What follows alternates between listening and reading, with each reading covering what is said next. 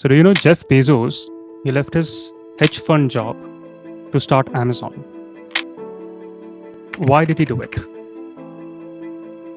So during my MBA in the US, a job in hedge fund was a dream job. Many of my friends who did their undergraduate degrees from really good institutes, who worked with McKinsey's, BCG's, who were doing their MBA at Ivy League universities, it was their dream to work in hedge fund. And yet, Jeff Bezos left that job to sell books online. So one reporter asked him, why? Why did you do it? And to this question, he had a very interesting answer.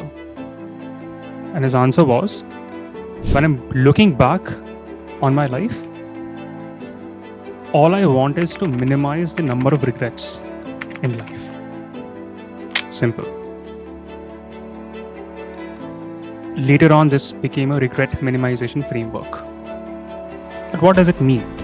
It means when Jeff Bezos is 70 years old, and when he's talking to his kids or when he's talking to his grandkids, he does not want to tell them that I could have done this or I could have done that, but I decided to not do it because it was not safe. Instead of minimizing for risks in life, he decided to minimize regrets in life. And that's a beautiful framework to live a life. Incredible framework. Just imagine, what if Jeff Bezos decided to stick with his hedge fund job that he was doing in New York? There would have been no Amazon. There would have been no Amazon Web Services. There would have been no Blue Origins, the other company I think he founded. There would have been no Amazon Prime Videos. Of course, there would have been some online retailer or some online web services. But Jeff Bezos wouldn't be the person driving those companies. He would be on the sidelines, commenting on the founders of those companies. He would have looked at these entrepreneurs and founders with anger, frustration, telling himself that I could have been that exact person if I had quit my hedge fund job. But that is not what happened. Bezos focused on regret minimization over risk minimization. Right? Today, almost all of you have taken a risk to appear in an exam that has less than 0.5% chances of success. Almost all of you have quit your jobs. Some of you are on bench. Some of you are thinking on quitting their jobs. Some of you might not even sit for placements in your final year. Some of you might prioritize this exam over their final year exam in law school. And almost all of you are anxious today, whether you would succeed in this exam or whether you will fail in this exam. Perhaps the way Jeff Bezos was when he was about to quit his hedge fund job. And that anxiety can break you, it can make you, it can break your confidence, it can make your confidence, it can break your careers or make your careers.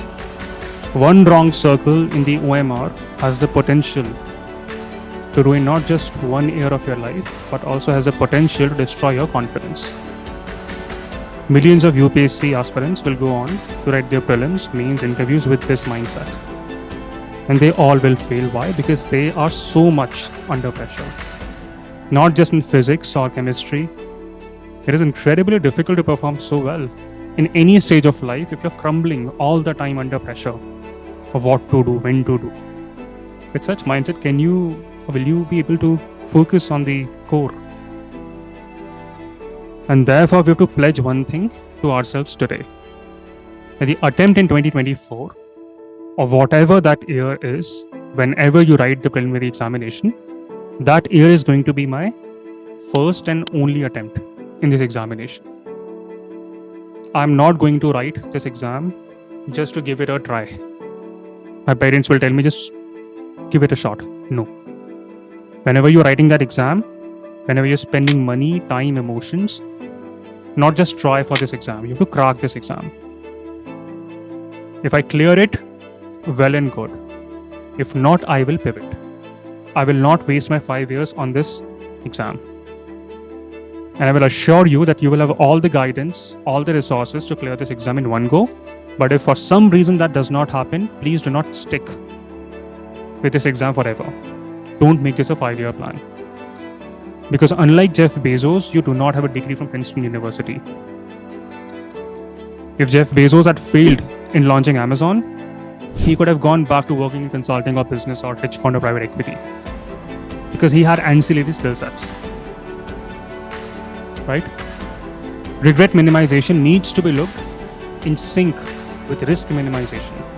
Many UPSC motivational speakers will tell you why you should spend your entire 20s reappearing for the same exam again and again. Because they directly benefit by you appearing and reappearing again and again for the same exam. Or at least they can sell you their current affairs courses. I don't think that's how you should live your 20s. Your 20s are the most productive years of your lives. So be a productive member of Indian economy. You cannot be a productive member of India's economy if you're just re-revising the economic survey of India every year. No. You need to be part of that story in the economic survey of India. Never in the history of humanity we had the optionality. So many options in our careers, relationships, hobbies, life pursuits, the way we have today. UPSC is just one of the many means to attain whatever you want to achieve. There are millions of other ways through which you can be part of the governments, global governments, and perhaps impact public policies. So today's networking event is centered around that theme, the theme of anxieties and plan Bs. Because all of you across the journey, starting today till 1 year, will struggle with this question. What if I fail the exam? But I don't want you to waste any more time thinking about this question after today. You cannot prepare for the UPSC until and unless you have a calm mind. So I will sit with you for an hour and discuss with you everything about how to achieve plan A. And if God forbid, it doesn't work out, and can happen, no one can guarantee selections, how to still live a really fulfilling good life. So you've taken risks to minimize regrets. That is praiseworthy. But always take calculated risks in life. Because Bezos to Warren Buffett, they may speak in lengths about regret minimization, but they also followed through on risk minimization throughout their life. And that's how they made billions.